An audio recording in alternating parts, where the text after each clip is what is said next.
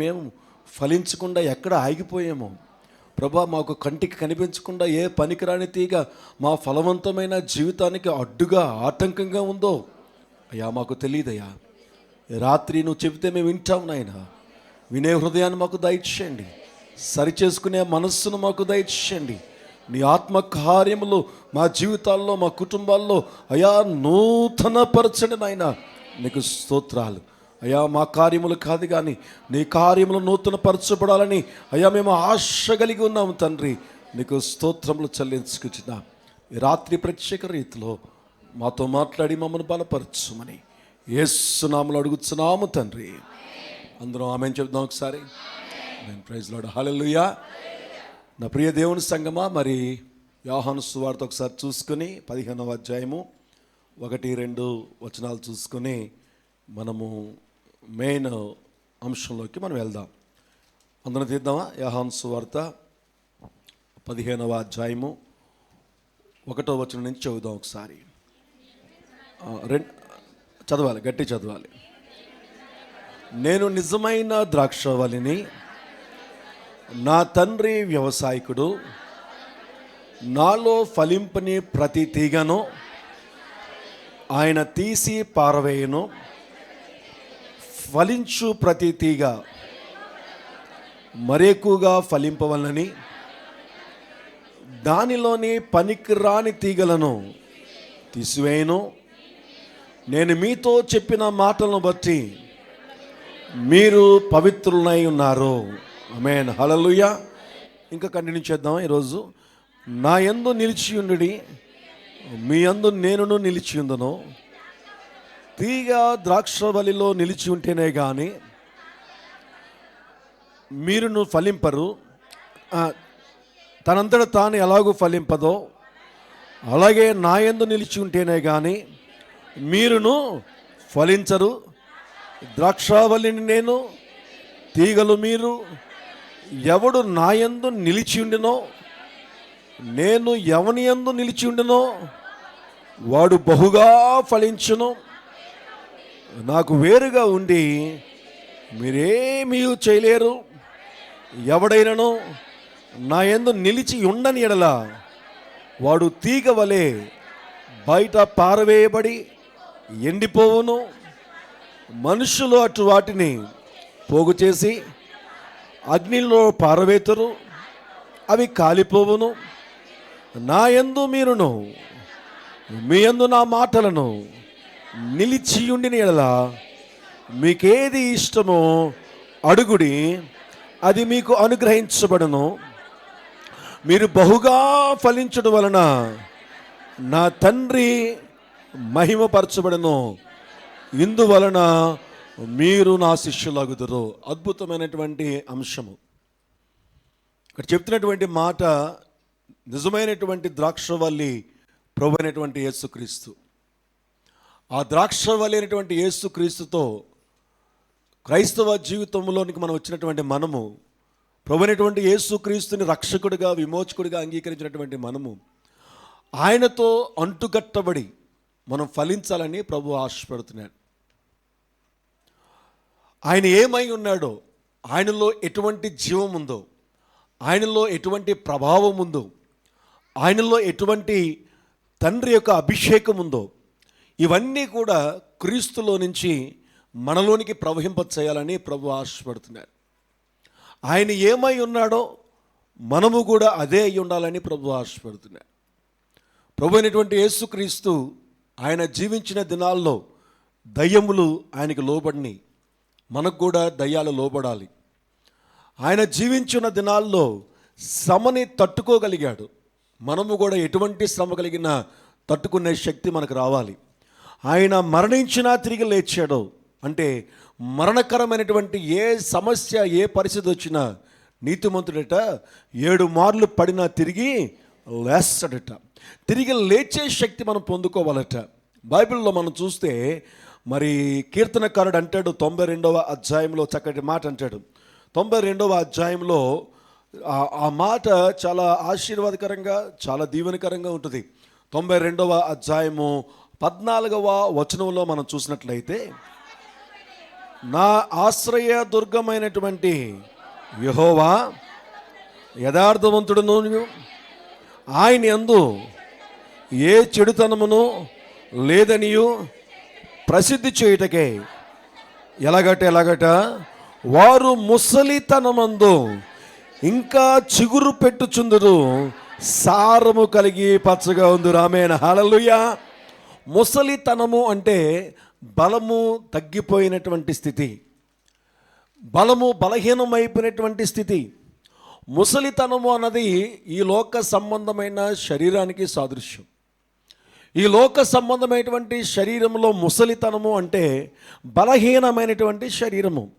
ఈ దినాన 12 సంవత్సరాలు కూడా కింద కూర్చుంటే టక్మని పైకి లేగలేరు, మోకాళ్ళ నొప్పులు అంటారు. పోనీ 70 సంవత్సరాలు 60 సంవత్సరాలు వచ్చిన వాళ్ళకి మోకాళ్ళ నొప్పులు, ఒక 50 వచ్చిన వాళ్ళకి మోకాళ్ళ నొప్పులు అంటే పోనీ అది వేరే సంగతి. ఏమండి, ఒక 50 సంవత్సరాలు వచ్చిన వాళ్ళు ఒక 10 కిలోమీటర్లు నడిస్తే ఆయాస పడుతున్నారంటే ఓకే, కొంచెం సమంజసంగా ఉంటుంది. ఇది కరెక్ట్గా ఇంకా సరైన యవన ప్రాయంలోనికి రారు. 12 సంవత్సరాలు 13 సంవత్సరాలు 14 సంవత్సరాలు గట్టిగా చూస్తే 20 సంవత్సరాలు కూడా రావు. వీళ్ళు గట్టిగా 10 మెట్లు పైకి ఎక్కారంటే ఎగూపిరి తీసేస్తారు. ఇక్కడ నేనేమంటానంటే శరీరములు దినదినము బలహీనమయ్యే జీవితాలు, మానవ జీవితాలు. అది వారి పొరపాటు కాదు, సృష్టి యొక్క పరిస్థితి. దినాలు పరుగుతున్న కొద్దీ, క్రీస్తు రాకడ దగ్గరవుతున్న కొద్దీ, పాపము పెరుగుతున్న కొద్దీ, సృష్టిలో భూమి బానిసత్వంలోనికి బలహీనమైపోయినటువంటి పరిస్థితిని బట్టి మానవుని జీవితంలో బలహీనతలు. ఆ దినాల్లో 600 సంవత్సరాలు 700 సంవత్సరాలు 900 సంవత్సరాలు అంటే ఈజీగా బతికేశారు. 900 సంవత్సరాలు అంటే ఏమి కాదు, 600 సంవత్సరాలు అంటే ఏమి కాదు. జాగ్రత్తగా మనం గమనించినట్లయితే రాను రాను అది 200 సంవత్సరాలు 300 సంవత్సరాలు. మోషే కాలం వచ్చేటప్పటికి అది 70 సంవత్సరాలు లేకపోతే 80 సంవత్సరాలు. ఇంకా వాళ్ళు 100 సంవత్సరాలు బ్రతికారంటే వెల్ బ్లెస్డ్ అనమాట. ఇంకా 100 సంవత్సరాలు వచ్చినటువంటి వాళ్ళు కూడా మీరు జాగ్రత్తగా గమనిస్తే పాతకాలంలో ఉన్నటువంటి ముసలివారు చూస్తే వాళ్ళకి 90 వచ్చినా 80 వచ్చినా 100 వచ్చినా వారి పనులు వారే చేసుకునేవారు, వారి స్నానాలు వారే చేసుకునేవారు, వారి బట్టలు వాళ్ళే ఉతుక్కునేవారు, ఎవరిని ఉతుకునిచ్చేవారు కాదు. ఎందుకంటే వాళ్ళకి శుద్ధత పరిశుద్ధత, ఎవరు ఉతికినా వాళ్ళకి సాటిస్ఫై అవ్వరు అనమాట అండి. వాళ్ళే నీట్గా ప్రతిరోజుకు ఒక డ్రెస్సు. ఈ రోజుల్లో చెప్పాలంటే నెలకి 2 డ్రెస్సులు కూడా మార్చట్లేదేమో చెప్తున్నాను జనరల్గా. ఏమంటే కట్టిన చీరే కడతా ఉంటారు. ఆ రోజుల్లో వాళ్ళు అలా కాదు, మ్యాచింగ్ లేకుండా వదిలేవారు కాదు. స్త్రీలు అయితే, పురుషులైతే వారు ఇంకా బలవంతులు అనమాట అండి. వాళ్ళు చక్కటి వైట్ పంచి కట్టుకునేవారు, చక్కటి పంచ, చక్కటి బనీన్ వేసుకునేవారు. ఎప్పుడు కూడా ఎలాగ ఉండేవారు అంటే వాళ్ళకి 90 సంవత్సరాలు అంటే నమ్మేవారం కాదు, కర్రలాగా ఉండేవారు, పని చేసుకునేవారు. వాళ్ళు పని చేసుకునేవారు, రాత్రులు త్వరగా పడుకునేవారు. మాకు తెలిసి నాకు ఊహ తెలిసి మా అమ్మగారు వాళ్ళ నాన్నగారు మా తాతయ్య గారు పొద్దున్నే 5 అయ్యేటోడికి అందరు రూమ్లో ఫ్యాన్లు ఆఫ్ చేసుకుంటూ వెళ్ళిపోయేవాడు. ఆయన ఫ్యాన్లు ఆఫ్ చేసి వెళ్ళిపోయేవాడు. అంటే లెగిసి ఫ్యాన్లు వేసుకునేటప్పటికి కాసు కూర్చునేవాడు అక్కడ. ఒరే ఎలాగ లెగిసావు కదా లే అనేవాడు. స్విచ్లు ఎక్కడో పెట్టేవాడు. సో పొద్దున్న 5 అయ్యేటోడికి ఫ్యాన్ స్విచ్లు అన్నీ కూడా ఆఫ్ చేసుకుని వెళ్ళిపోయాడు. రాత్రి 7 అయ్యేటోడికి లైట్లన్నీ ఆఫ్ చేసేవాడు. పడుకుంటారో ఏం చేస్తారో మీ ఇష్టం. 7 అయ్యేటోడికి లైట్లు ఆఫ్ చేసాడు అంతే. అంటే ఏం చెప్తున్నానంటే త్వరగా పడుకునేవారు, త్వరగా లేవాలనుకునేవారు. ఇప్పుడు ఆలస్యంగా పడుకోవడం, ఆలస్యంగా లేగడం, మొత్తం దినాలన్నీ కూడా పాడైపోయినాయి. క్రమం అంతా కూడా పాడైపోయింది. క్రమము అక్రమముగా మారిపోయింది. మా దినాల్లో కూడా 6:30 అనేటప్పటికి 7 అయ్యేటప్పటికి భోజనాలు అయిపోయాయి. 8 అయ్యేటప్పటికి పిన్ డ్రాప్ సైలెంట్, మొత్తం అంతా కూడా నిద్రపోవాల్సిందే అప్పుడు కప్పుకొని, ఇంకేం లేదు. 8:30 9 గంటలకు ఎవడన్నా వచ్చాడంటే ఎట్రా అర్ధరాత్రి వచ్చావు అనేవారు. 9 గంటలకి. ఇప్పుడు 2 గంటలు అవుతాయి కానీ అర్ధరాత్రి అవ్వట్లేదు. తెల్లవారుజాము 2, 3 మన యవనస్తులు అయితే పడుకునేటప్పుడు వాడు ఫేస్బుక్ చూస్తూ ఉంటుంది. వాళ్ళు ఏదో ఒకటి పంపిస్తూ ఉంటారు కదా. వాళ్ళు ఎన్ని గంటలకు పెట్టారంటే 1 గంటకి 2 గంటలకు పెడతారు వాళ్ళు స్టేటస్లు. 1 గంటకి 2 గంటలకు స్టేటస్ పెట్టవలసిన అవసరం ఏముంది? స్టోరీలు పెడతారు అప్పుడు 1 గంటకి 2 గంటలకి. ఏమంటే లేదంటే వాట్సాప్లో వాడి స్టేటస్ టైమింగ్ చూస్తే 2, 3 అంటే ఆ టైం వరకు ఆడు ఇంకా పడుకోలేదనమాట. సో పొద్దున్న లెగుస్తారా? ఉదయం 10 గంటలకి 11 గంటలకి లెగుస్తా. సో ఈ విధంగా క్రమము అక్రమం అయిపోవడం వల్ల ఏమైపోయిందంటే టైమింగ్ మారిపోయింది, ఫుడ్ యొక్క సిస్టమ్ మారిపోయింది. వీటన్నిటిని బట్టి ఆయుష్కాలం కూడా తగ్గిపోయింది. సో ఇక్కడ బైబిల్ ఏం చెప్తుందంటే క్రీస్తులో మనం ఉన్నప్పుడు భూమి బానిసత్వంలోకి వెళ్ళిపోయిన, సృష్టి బానిసత్వంలోకి వెళ్ళిపోయిన, సూర్యుడు ఎడమవైపు నుంచి కుడివైపుకి వెళ్ళిపోయిన, కుడి నుంచి ఎడమవైపుకి వెళ్ళిపోయిన, చంద్రుడు తన యొక్క రూపం మార్చేసుకున్న, ఇక నక్షత్రాలు వారి రూపం మార్చేసుకున్న, మనము ఏ స్థితిలో ఉన్నప్పటికీ కూడా మనము శక్తివంతులుగా ఉండే శక్తిని ప్రభువు మనకిస్తాడు. ఆమేన్. హల్లెలూయా, హల్లెలూయా. ఈ బలము, ఈ శక్తి మనం తినిని బట్టి మాత్రమే కాక ప్రభువు కూడా ఇవ్వగలిగిన సామర్థ్యము మనకుంది. దేవుడు ప్రత్యేకంగా మనం సృష్టిని బట్టే అయితే చచ్చిపోయిన వాడిని లేపలేడు. ఆయన పక్షవాయువు కలిగినటువంటి వాడిని ఎవరు ఏం చేయలేపారు, కానీ యేసుక్రీస్తుని పాపములు క్షమించబడి అనగానే పక్షవాయువు కలిగినటువంటి వాడు. పక్షవాయువు అంటే ఏంటి? శరీరం పనిచేయదు, అవయవాలు పనిచేయవు, నరాలు పనిచేయవు, ఏమి కూడా పనిచేయవు. చచ్చిన జీవోత్సవంలో ఉన్నటువంటి తన శరీరంలోకి ఏమొచ్చిందంటే శక్తి వచ్చింది. ఆమేన్. హల్లెలూయా, హల్లెలూయా. ఆయన ఎక్కడో చేయలేదు. ఇది కాక్ అండ్ బుల్ స్టోరీస్ కాదు, లేదంటే బొమ్మరిల్లు చందమామ కథలు కాదు. ట్రూ స్టోరీ, నిజంగా జరిగినటువంటి అంశాలు. యేసుక్రీస్తు బ్రతికున్నటువంటి దినాల్లో ఆయన ఎటువంటి జీవం ఇవ్వగలడో, ఆయన ఎటువంటి శక్తిమంతుడో లిటరల్గా చేసి చూపించాడు. వాక్యము తర్వాత సంగతి, ఆయన చెప్పడం కాదు, ఆయన బ్రతికిన రోజుల్లో ఇదిగో దేవుని కుమారుడైనటువంటి నేను ఇది చేయగలను, నాకు ఇంత శక్తి ఉంది అని చెప్పి ఆయన చనిపోయి తిరిగి లేచి ఎవరైతే నన్ను వెంబడిస్తారో, ఎవరైతే నన్ను ప్రభువుగా అంగీకరిస్తారో, ఎవరైతే నన్ను దేవుడిగా అంగీకరిస్తారో, ఎవరైతే నన్ను రక్షకుడిగా అంగీకరిస్తారో వారిలో కూడా ఈ శక్తిని నేను ఇస్తాను. ఆమేన్. హల్లెలూయా. నా మహిమను వారికి ఇస్తాను, నా వెలుగును వారికి ఇస్తాను, నా అభిషేకాన్ని వారికి ఇస్తాను, నా ఆత్మను వారికి ఇస్తాను. నేను ఏమేమైతే లోకంలో చేశానో వాటికంటే మరి ఎక్కువగా చేసే అనాయింటింగ్ నేను ఇస్తాను. అది జాన్ 15. సో మీరు ఫలించడం అంటే ఏమిటంటే క్రీస్తులో ఉన్నటువంటి ఆ శక్తి. ఇక్కడ ఏమంటున్నాడు కీర్తనకారుడు అంటే, వారు ముసలితనమందు కూడా ఇంకా చిగురు పెట్టి చిందురు, సారము కలిగి పచ్చగా ఉందురు. ఆమేన్. హల్లెలూయా.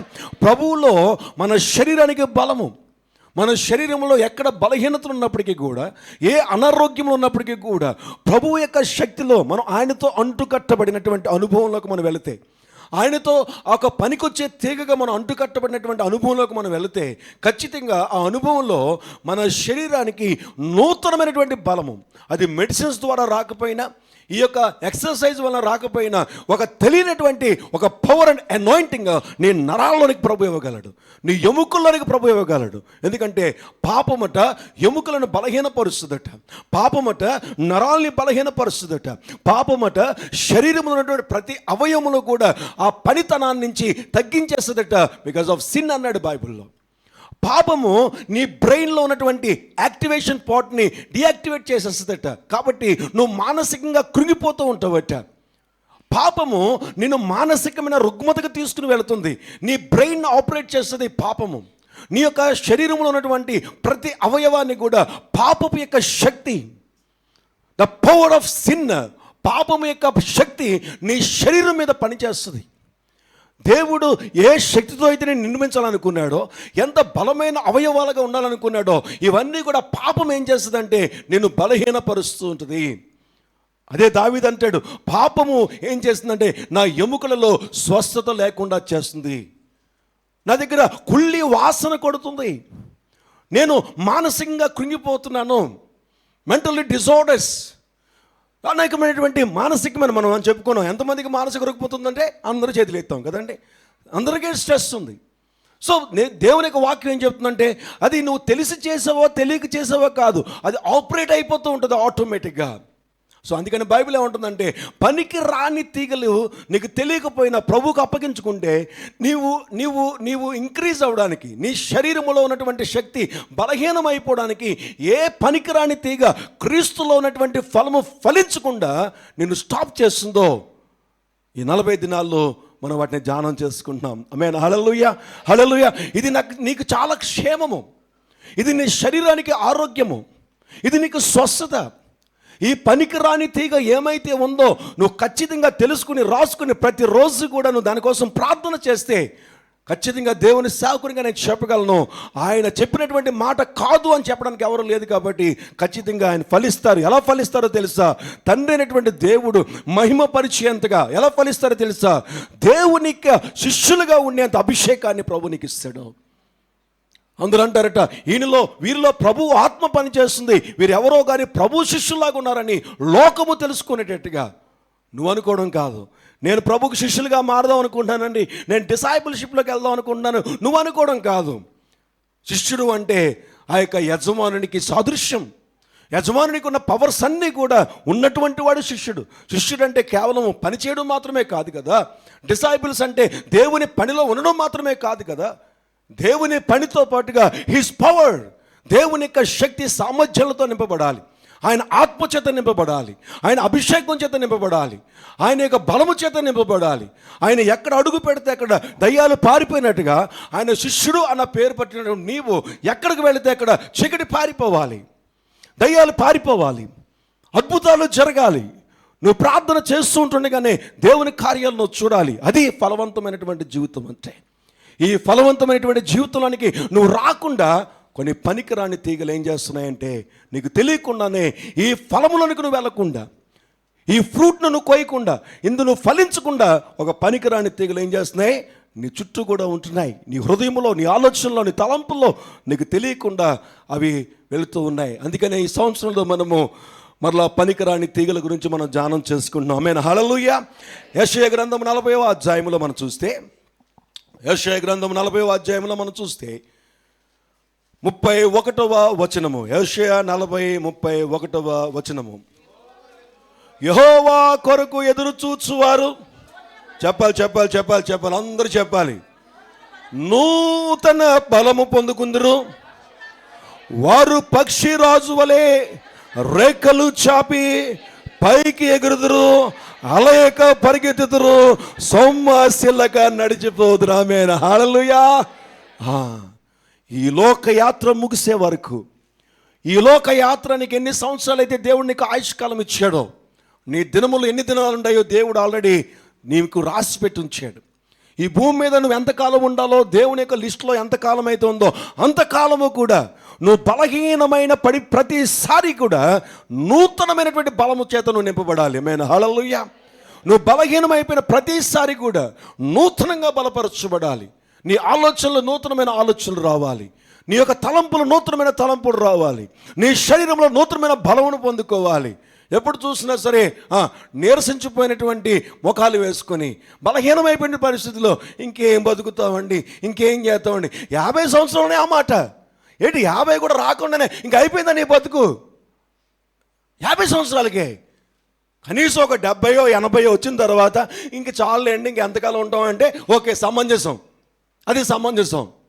మొన్న ఎవడో కూడా అంటున్నాడు కదా, 20 సంవత్సరాలకే ఇంకెందుకు బతుక అంటున్నాడు. 20 సంవత్సరాలకే బతుకెందుక అంటే పాపపు యొక్క బీజము చేత నాటబడి పైకి భక్తి గల వారిగా కనిపిస్తూ దేవుని శక్తిని ఆశ్రయించినటువంటి భక్తులు పైకి భక్తి గల వారిగా కనిపిస్తున్నారు. కానీ హిస్ పవర్, ఆయన యొక్క శక్తి, ఆయన బలము, ఆయన ఆత్మ, ఆయన దీవెన, ఆయన ఆశీర్వాదములు, హిస్ అనాయింటింగ్ పొందుకోలేనటువంటి భక్తి జీవితము.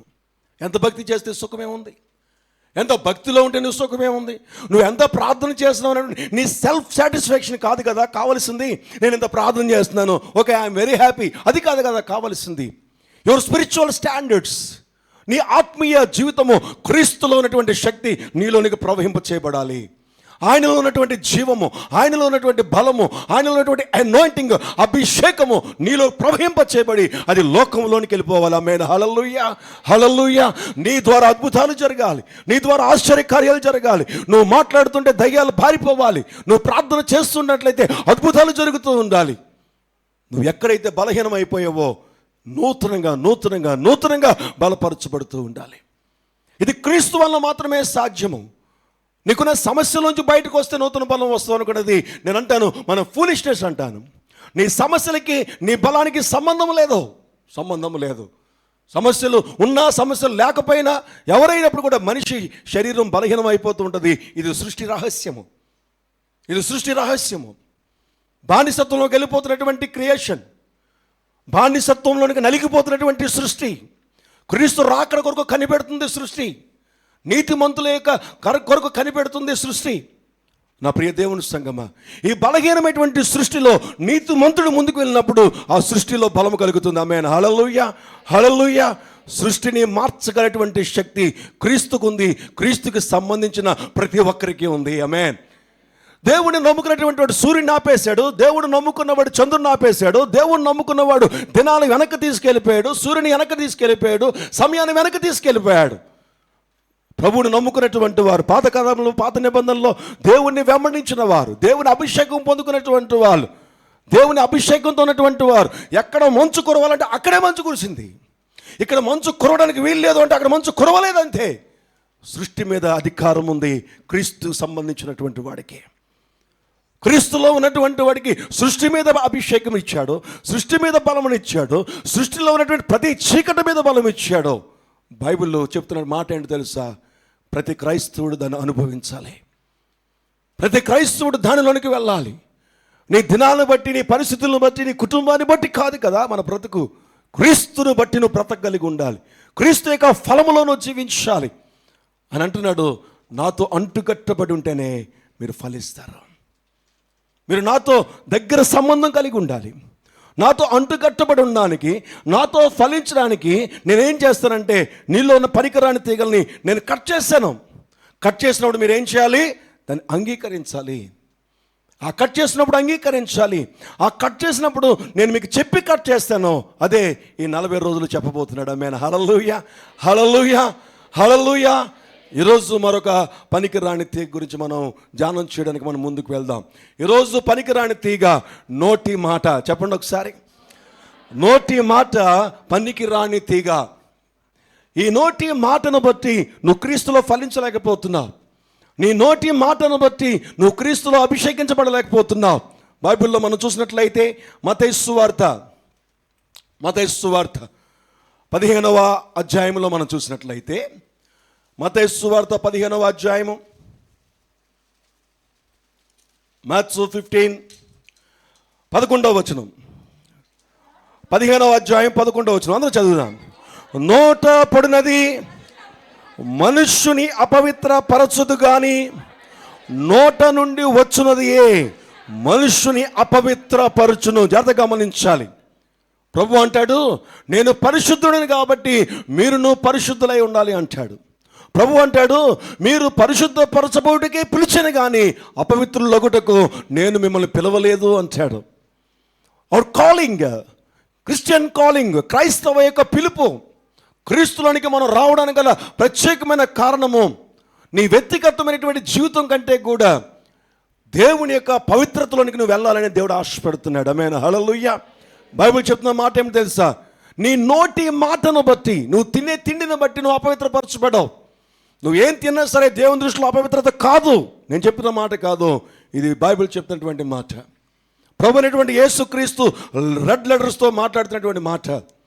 నోట పడునది అపవిత్రపరచదు కానీ నోట నుండి బయటికి వెళ్ళేది నిన్ను అపవిత్రపరుస్తుంది. 15వ వచనంలో మనం చూసినట్లయితే 15వ అధ్యాయం 15వ వచనంలో, అందుకు పేతురు, ఈ ఉపమాన భావము మాకు తెలుపమని ఆయనను అడగగా, ఆయన, మీరును ఇంతవరకు అవివేకులై ఉన్నారా? నోటులోనికి పోవునదంతయు కడుపులో పడి బహిర్భూమిలో విడవబడును కానీ నోట నుండి బయటికి వచ్చునవి హృదయములో నుండి వచ్చును, ఇవే మనుషుని అపవిత్రపరచునని మీరు గ్రహించరా అంటున్నాడు. మీరు గ్రహించరా? నోటిలో తిన్నది అది డైజెస్ట్ అయిపోతుంది, టాయిలెట్లోకి వెళ్ళిపోతున్నారు, ఫినిష్ అయిపోతుంది, అక్కడితో మీకేమీ లేదు, క్లీన్ అయిపోతుంది, ఏ రోజుకి ఆ రోజు క్లీన్ అయిపోతున్నాయి. కానీ నోటి నుంచి బయటకు వచ్చే మాట నిన్ను అపవిత్రపరుస్తుంది అంటున్నాడు. నోటి మాట అనేటువంటి ఆ యొక్క తీగను నువ్వు చాలా జాగ్రత్తగా నువ్వు జ్ఞాపకం చేసుకోవాల్సినటువంటి అవసరత ఎంతైనా ఉంది నా ప్రియ దేవుని సంగమా. సామెతల గ్రంథంలో మనం చూసినట్లయితే, సామెతల గ్రంథంలో 18వ అధ్యాయంలో మనం చూస్తే 21వ వచనములో, ప్రొవెర్బ్స్ 18:21, జీవము మరణము, ఎలాగట జీవము మరణము ఎవరి వశమట? నాలుక వశములో ఉన్నది అంటున్నాడు.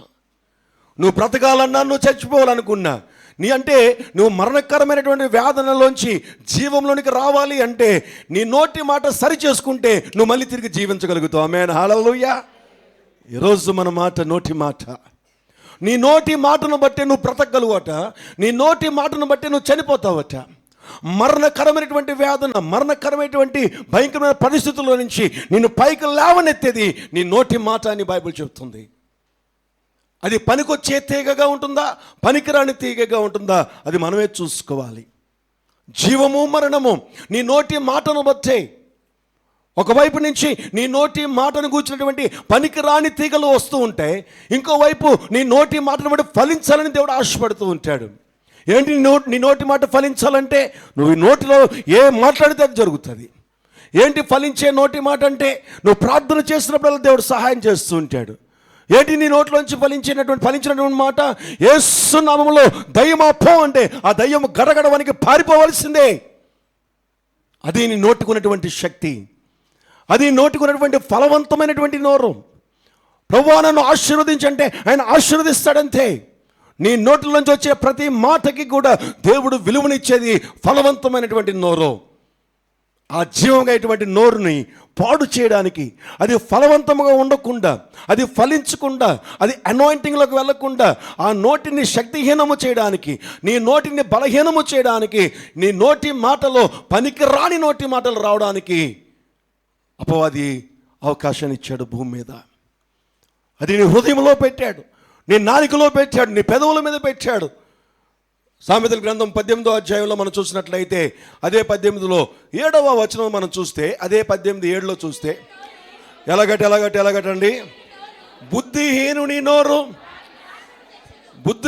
నోరు వానికి నాశనము తెచ్చును, వాని పెదవులు నాశనము. దేవుడేమో నిన్ను ఫలింప చేయాలని, దేవుడేమో నిన్ను ఆశీర్వదించాలని, దేవుడేమో నిన్ను దీవించాలని నీ కొరకు తన కుమారుని పంపించి రక్తము కార్చేటట్టుగా శిలువ మీద మరణింపచేసి నీ ప్రతి పాప శాపము ఆయన మీద మోపి ఆయన రక్త విమోచన ద్వారా నువ్వు ఫలించాలని ప్రభువు ఇక అంటుకట్టబడిన జీవితంలో నువ్వు వెళ్ళాలనుకుంటే, నువ్వు నోటి మాట ద్వారా బుద్ధిహీనమైన నోటి మాటలు, చెప్పండి ఒకసారి, బుద్ధిహీనమైన నోటి మాటలు, బుద్ధిహీనమైన నోటి మాటలు. మొదటి పాయింట్ ఇది. నీ నోటి మాటలు బుద్ధిహీనంగా ఉంటున్నాయా, జ్ఞానవంతముగా ఉంటున్నాయా? మనము పనికొచ్చే తీగలు కాదు, పనికిరాని తీగలు జ్ఞాపకం చేసుకుంటున్నాం. కాబట్టి బుద్ధి లేని మాటలు, నోటి మాటలు ఎలాగుంటాయో మనం చూద్దాం ఈ రాత్రి. ఏమైనా హల్లెలూయా, హల్లెలూయా. బుద్ధి లేని నోటి మాటలు ఏ విధంగా ఉంటాయి?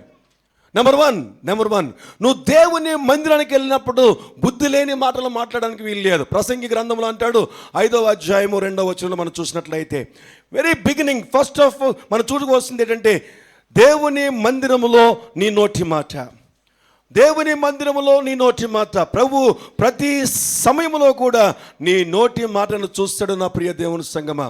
ప్రసంగి 5వ అధ్యాయము 2వ వచనంలో మనం చూస్తే, నీవు దేవుని సన్నిధిని చెప్పాలి, అందరూ చెప్పాలి, దేవుని సన్నిధిని అనాలోచితముగా పలుకుటకు నీ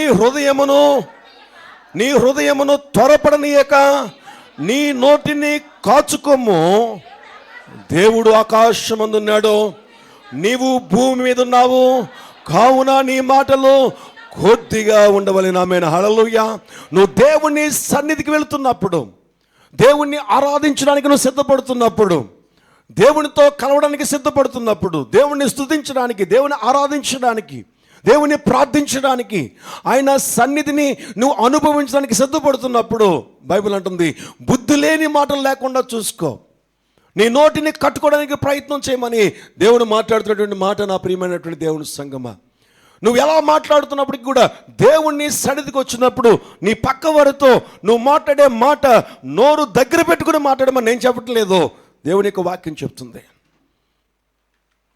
నువ్వు పక్క వాళ్ళతో ఇది దేవుని మందిరం అని నువ్వు తెలుసుకొని దేవుని మందిరానికి వచ్చినప్పుడు, దేవుని సన్నిధికి వచ్చినప్పుడు, దేవుని బిడ్డలు కూడుకునే స్థలానికి వచ్చినప్పుడు, దేవుని సంఘము ఆయన నామమును బట్టి కూడుకునే ఎక్కడైనా సరే నేనుంటానని చెప్పాడు. అది ఇక్కడ ఉండొచ్చు, ఎవరింట్లోనే ప్రార్థన అవుతుంది, అక్కడ కూడా ఆయన నామాన్ని బట్టి 2-3 కూడుకునున్నాం, అది కూడా దేవుని మందిరమే. ఇది ఒక్కటే దేవుని మందిరము కాదు, నూతన నిబంధనను బట్టి ఆయన నామమును బట్టి 2-3 ఎక్కడ కూడుకున్నా సరే అక్కడ నేను ఉంటాను అని చెప్పాడు. హిస్ ప్రెజెన్స్, దేవుని యొక్క సన్నిధి ఎక్కడైతే ఉందో అదే దేవుని మందిరం. ఆమేన్, హల్లెలూయా. మనమే దేవుని మందిరము. మనమే దేవుని మందిరము, ఇదిగో నీ దేహమును నా మందిరముగా చేసుకునే జ్ఞానము నీకు లేదా అంటాడు న్యూ టెస్ట్మెంట్లో, నూతన నిబంధనలో. నా ప్రియ దేవుని సంగమా, అంతేకాదు రెండవదిగా అంటాడు, నా నామమును బట్టి ఇద్దరు ముగ్గురు ఎక్కడ కూడుకుని ఉంటే అదే ఆయన మందిరమై ఉంది, అదే ఆయన నివాసం చేసే స్థలమై ఉంది.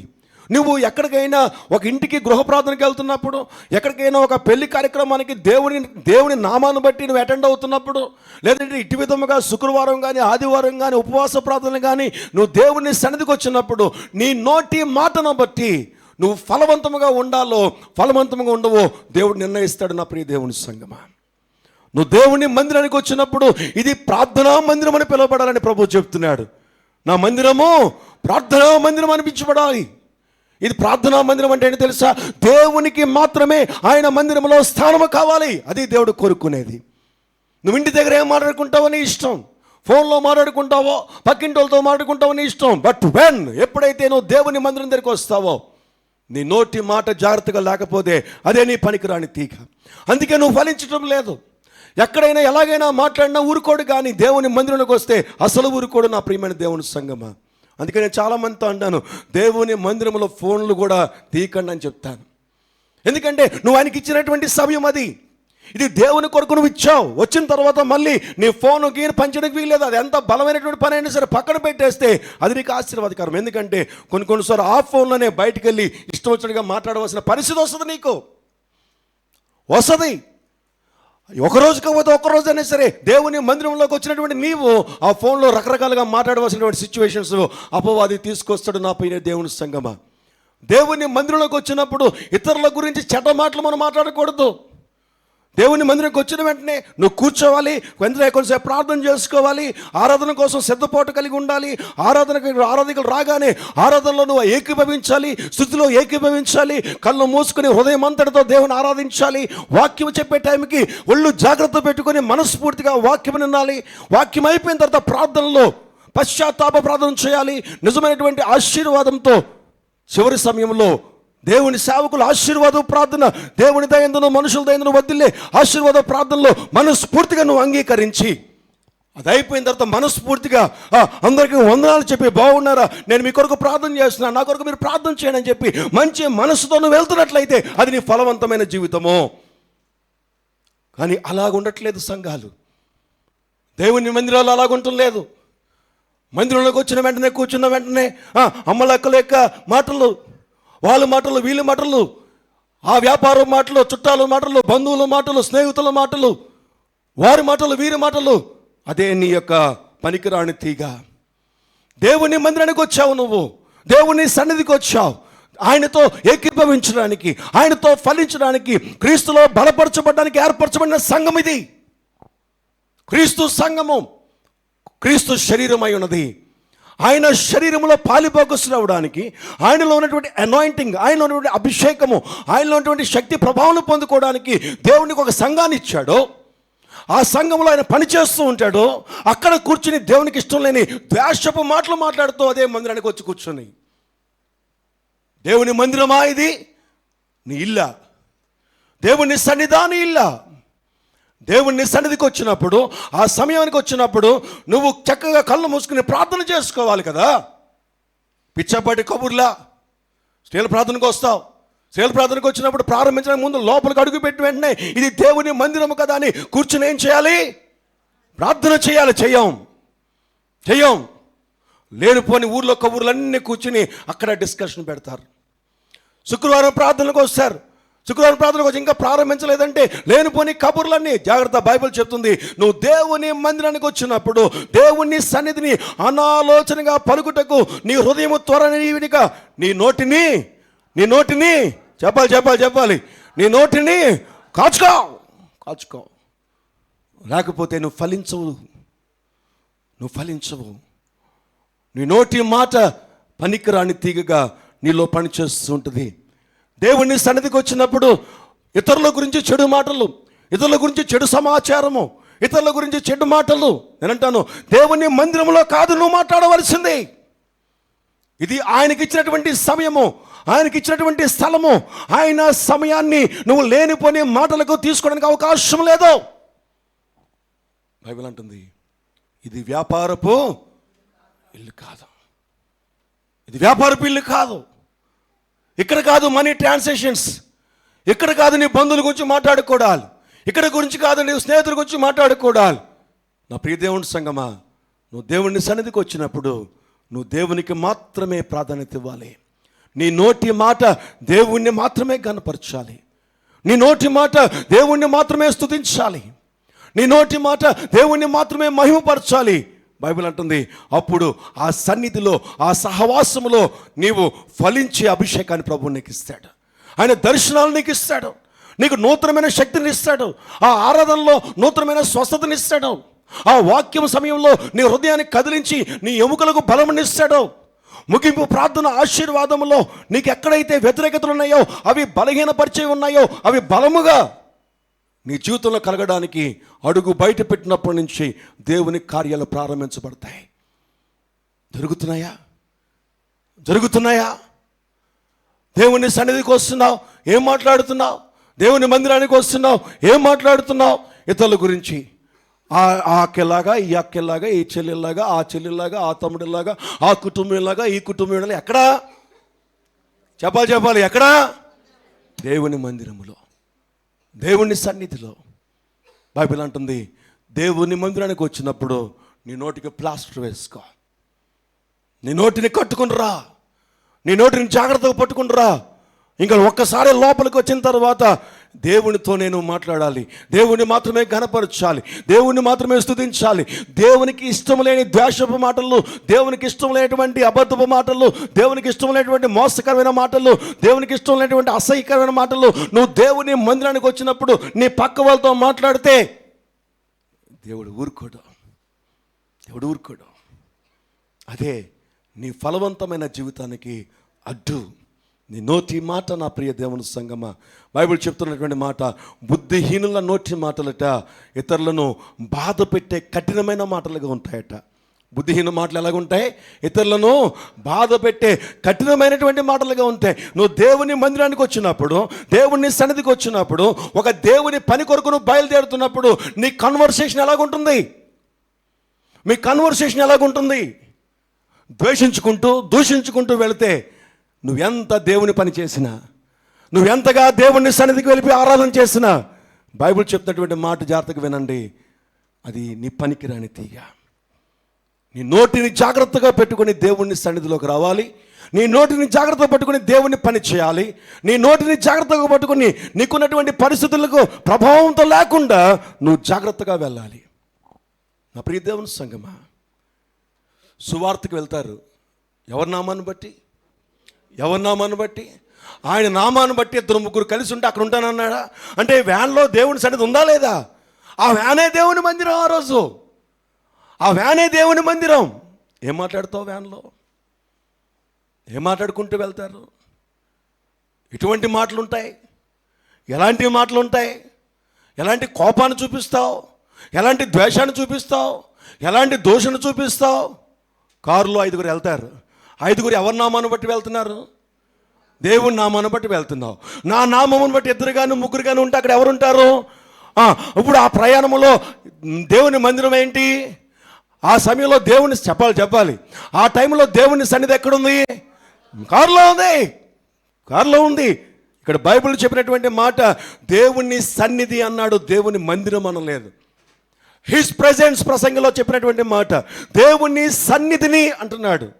ఎక్కడైతే దేవుని సన్నిధిని అనుభవించే స్థలానికి నువ్వు వెళుతున్నావో, ఎక్కడైతే ప్రభువు ఉంటున్నాడని ఆయన ప్రెజెన్స్ ఉంటున్నటువంటి సమయంలో నీ నోటి మాట ఏం మాట్లాడతావు? కారులో ఏం మాట్లాడతావు?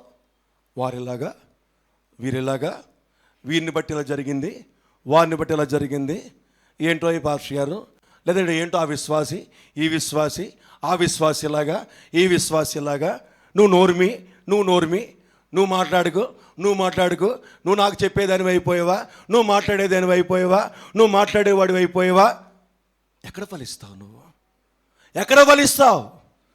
ఎక్కడ ఫలించడానికి అవకాశం ఉంది? బైబిల్ చెప్తుంది, నీ నోటి మాట బుద్ధిహీనంగా నువ్వు మాట్లాడుతున్నావు. దేవుని సన్నిధిని తెలిసి కూడా, అక్కడ దేవుని సన్నిధిని తెలిసి కూడా నీ నోటిని కంట్రోల్ చేసుకోకుండా నీ నోటికి ఏదొస్తే అది మాట్లాడుతూ నువ్వు ఎంత సువార్త చేస్తే, ఎంత పరిచర్య చేస్తే, ఎంత ఉపవాస ప్రార్థన చేస్తే, ఎంత ఏకమనసుతో ప్రార్థన చేస్తే ఏం ఫలిస్తావు నువ్వు? బైబిల్ అంటుంది, నీ బుద్ధిహీనమైన నోటి మాట నీకు పనికిరాని తెగ తగిరైంది.